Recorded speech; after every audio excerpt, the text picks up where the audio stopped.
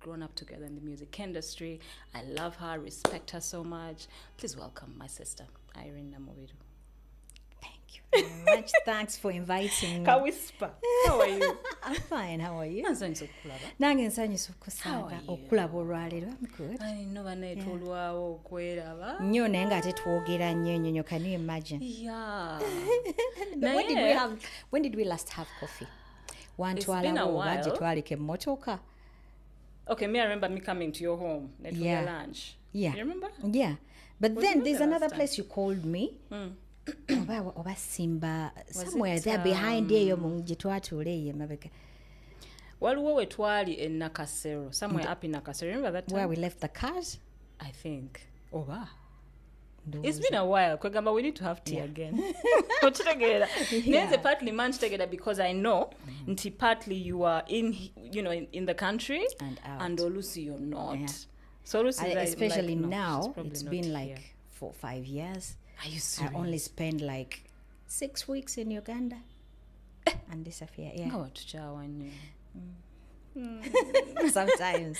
I hope you know that your fans miss you a lot. Eh? I know that they miss me. They miss you. People used to complain about me hiding. No,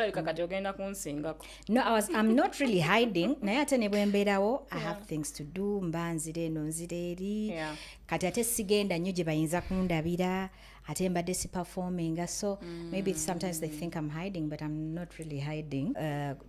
Cultures. Yeah. And I wanted to ask you, like, was it deliberate for you? Okulabanga teba losing eno, ate ne bata losing neeri gye bave wa taata waabwe. Both, cultures. I didn't do it that way. Naye nali njagala nnyo bamanye. Kubanga emmere nagitwalanga okuva n'eno. Hey. France, yes. Oh, wow. When mbituusaayo mbifumbanga bwe tubifumba e Kampala.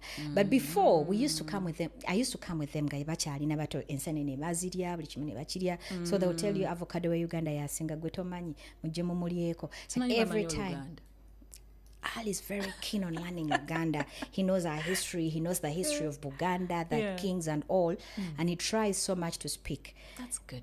Echo knows, but somehow he's reserved. No, he doesn't speak, of course, but amanye bigambo bingi ne teboogera nga bwe twandyogedde ka ke kamanye ebintu teboogera olumala okulya alina okufumbya ofumbye ennyo nnyabo ofumbye ennyo mamo ayiwoomye nzikuse njagala kukola kino naye tasobola kusustaining a conversation for 5 minutes mu Luganda naye ng'amanye ebyo ebyetaagisa wasuza otya ye ayogera eka abeera awo asirise naye ng'abimanyi naye tebasobola kubanga nali nganze kayogera Oluganda.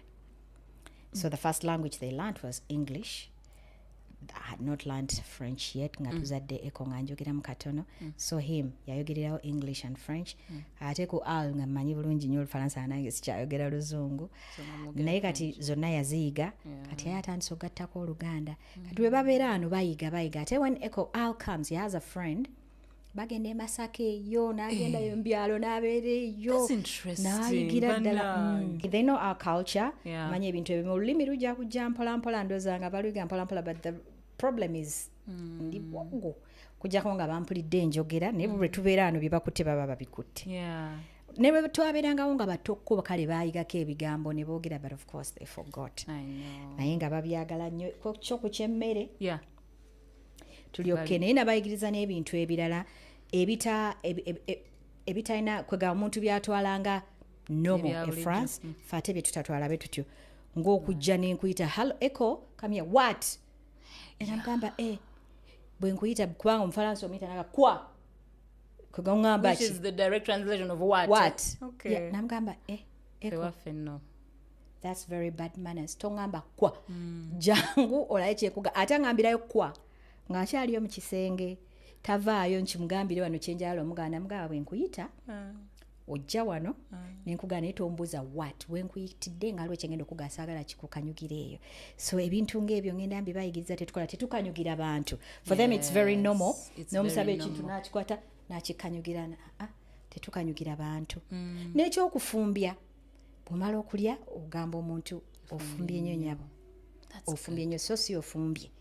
You either say their name or banoga ofumbye nnyo nnyabo ofumbye. Things like that. I want to be able to speak about such things with my kids ne batatya bw'aba alina ekimutiisiza omwana wange ne simutwalayo mu ssomero eryo ayinza okuba waliwo ebintu ebitayogereke kuba some things nga naye nawe bw'omulaga nti you won't speak to me omwana wa ayinza okubula mu ssomero golowooza nga agenda okusoma nga tasoma omwana ayinza okuddukako awaka tomanyi lwaki just because they can't speak to you. That relationship.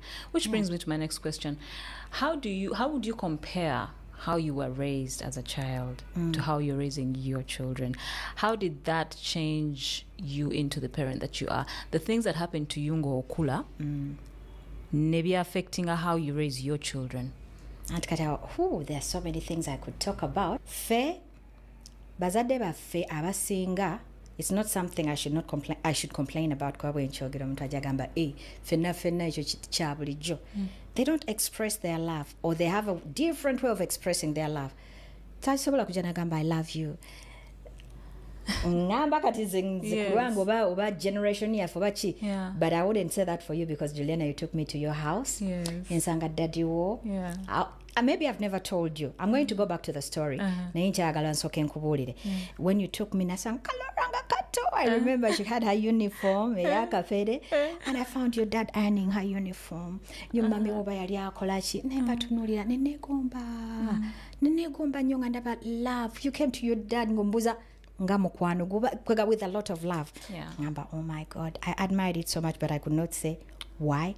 I still talk about it nchigamba abantu listen to you people, their families you go kwega nowuliranga ambience nungi notukaaka ng'oyagala okuddayo awaka kweganga tewali nti otye daddy ali awo osirike otuuse temukuba kerere olina okusirika ebintu bwebityo tension kweganga waliwo ebintu byotosobola kukola.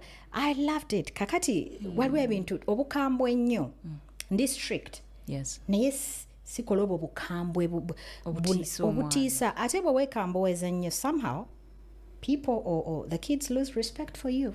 Bagamba weekamboweza ate anaakola kyanti era agenda kunkuba oba ffe batukuba bukubi batubanga bane bakola ki ali baga ate anaakola kyagenda kuwogga n'akomaawo oba biki kati ndaga abaana bange natuuka basuffocating with love, telling them how much I love them. When they were younger, I would be with them all the time, or cuddling, to the point nga ninga tayagalwa bakule paka alo mtoka tali 16 wanga mama onkuze.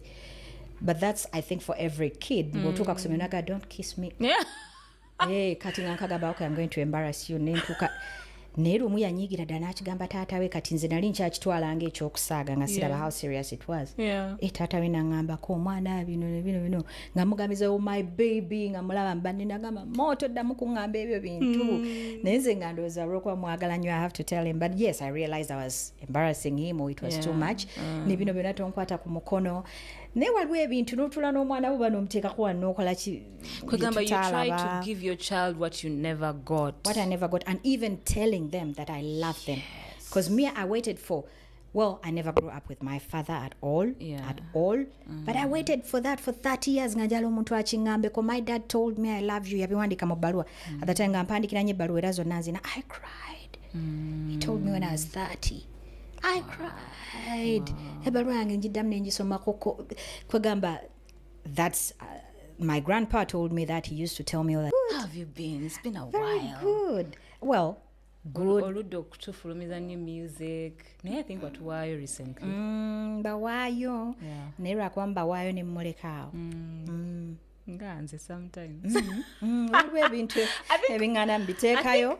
I think let's accept the era where, at least for people like me and you, never nafe bebe na balala. I think we've gone past that stage where Bananga, you still need to prove anything, you know? You do things at your own pace. At least for me, that's what I do. I just do music at my own pace. Like when I feel like it, when I feel like I'm inspired, when I feel like there's something I need to share. Nesicha likwe your stage where I used to be. Like you have to because somebody has released. Yeah. Nurture kubanze. There's so much you have to do when you release a song. Remember to nangamba no. It's not worth it.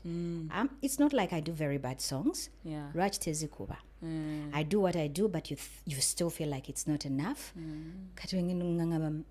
kandulekeyo abazaagala bajja kunoonyeza ennungi Yeah. oba I mean bajja kgenda baluwulirize Yeah. but I'm not here to release bannange hit ekwate buli wamu. True. I don't your pressure, that kind of pressure Do you feel like the way music is promoted now has changed a lot Yes. from back then?